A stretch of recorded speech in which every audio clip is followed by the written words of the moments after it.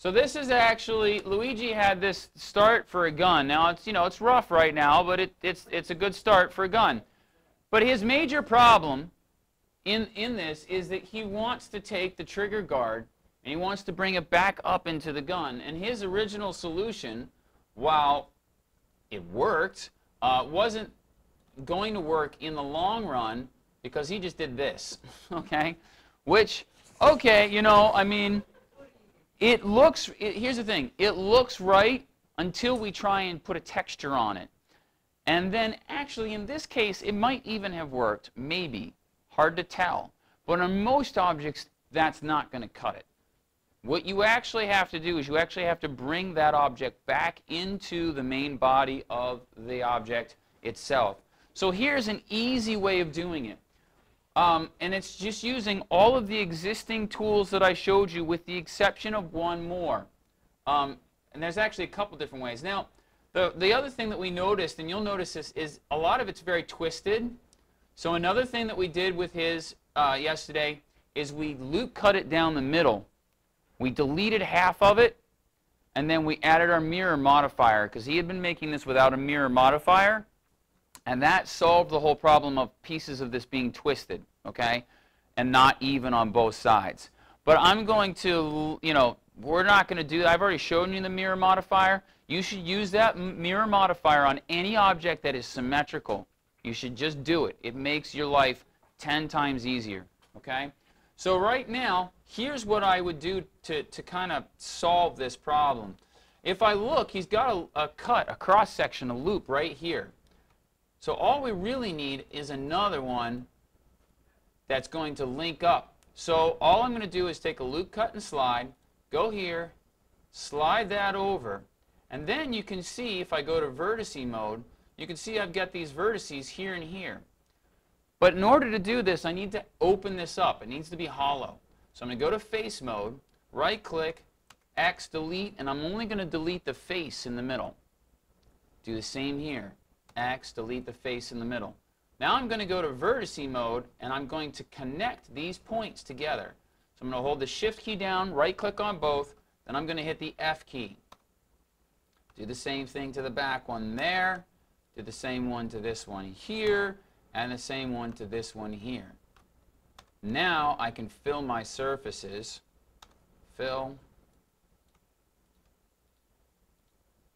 Actually, for illustration purposes, I'm going to do this back one first because it'll be easier. Fill. And then lastly, this one here. For the purposes of texturing, I want this opening hollow. Whether or not that's the way a gun would actually be made, it doesn't matter. We want this mesh to be basically what they call manifold. And for those of you who are engineering types, like a manifold for a car, where it can hold air and also be watertight. So you don't want any holes.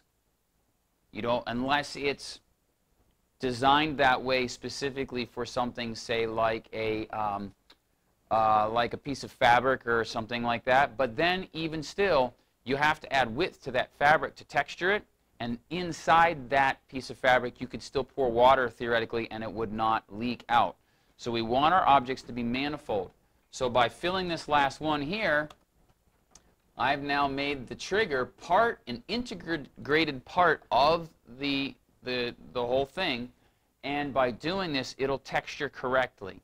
That ability to connect points together with the F key for fill, okay, F for fill, and then fill in new faces with the F key as well, is going to be a real considerably important thing for you to do when you are designing your objects, okay? Now the next step for him obviously would be to fix the crookedness. Now there's a couple of different ways you could do this. One of the things that you could do is work with your 3D views. The keypad on the right, and I've gone over this a little bit, will allow you to select a straight-on side view by hitting the 3 key. And that did nothing of what I was expecting it to do. Oh, probably because you know what I'm having problems with? If your view is going a little crazy, you can hit Shift-C and it recenters everything. And see how that worked? I hit Shift-C, and then I hit the 3 and see how the view went back to normal. Okay? The other thing that's a problem is perspective. Right now I've got perspective turned on. If you hit the 5 key, it turns perspective off. So now I can rotate around my axis here to go to the other side of the object with the 4 and the 6 keys. And now I can zoom in a little bit here. And first things first, you can really see where things are twisted. Okay? But I can hit the Z key to go to wireframe mode, or I can do that right here. And now I can see how some of my points just don't line up. So then I can grab that point and use my arrows. I can sit there and match them back up so that the points line up perfectly on either side, and then I can get rid of the twist. Now you may end up running into this problem in other ways. I feel that using the mirror modifier is a much better way of doing this, so you don't even have to worry about this problem. But if you don't want to use the mirror modifier, or you might have a good reason not to, like say your object isn't symmetrical, it's just symmetrical only in this place, then what I've described to you here is really key. The important thing is to, number 1, make sure you are square on the object. So you don't want to be slightly off like that. That's bad. The second thing you need to do is you also need to make sure that even if you're square on, that you've turned perspective off with the 5 key.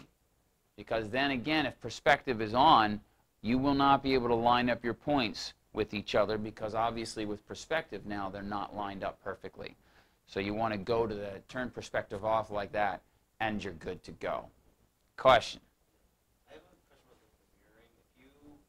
If you say create your character, is there something after you create your whole character that's mirrored completely? Create something on one side of the character that won't necessarily show up on the other side?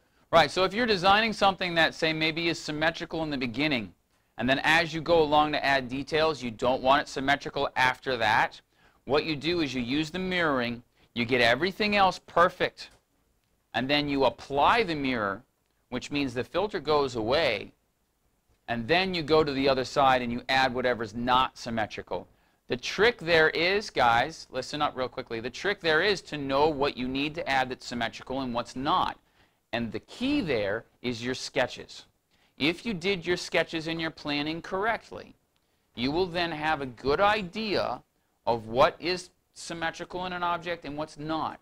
And you'll have a good idea of when you need to then hit that apply. The second key to the applying any modifier is that once you're ready to apply a modifier, you should save a new version. So I will always have, let's say this, this is gun version 1. And it's got the modifier on it. And I get to a certain point, and now I want the gun to have something, say, that's off-center. Like the safety catch sometimes is only on one side of the gun, or something like that, okay? I will then apply the mirror modifier before I add that safety catch. Then I'll save it as a new version. And I'll usually just say, with mirror modifier applied. I'll just add that to the end of the name of the file. So when I'm looking at my files, I know exactly what I've got. And if I screw up that second version, I can always go back to the first version with the mirror modifier on it, reapply it, and save out another version, and keep going. So it allows you, and Blender files are really small too, so you don't need to worry about the disk space, okay, about saving multiple versions. The only thing you have to worry about is be logical and be smart about your naming system. All right? Don't save these as Untitled 1, Untitled 2. You're just asking for trouble. Mostly, the biggest thing that will happen, and this will happen to somebody in this room before the end of this year, I guarantee it. You're going to save it as Untitled 1. You're going to start going. You're going to start a new object 3 weeks from now. You're going to save it as Untitled 1. And then about 4 days later, you're going to realize you just ruined your first object because you saved over top of it. Yeah, and I see some people who've had me before in my classes. This is a big thing for me because I see this happen to students all the time. Do not save your files as Untitled 1, Untitled 2. Save them in a way that is smart. Don't be too creative. I know it's fun to save it as like piece of junk or piece of crap this or whatever. Okay, you know what? It's funny. but it's only going to come back and bite you in the end, I promise you. In this case, it'd be about the only time you're going to ever hear me say, be uncreative. Just be organized, be simple. You will thank me later. Actually, if you do this, you probably won't thank me because nothing's going to ever happen. But you might watch your neighbors who don't listen to my advice. Watch them, and then maybe you'll thank me at the end of the semester. Okay? I'm serious. I've been doing this for 15 years now. I'm serious. This is like the #1 screwer-upper of projects, is people not paying attention to where things are and what they do. Okay? Okay.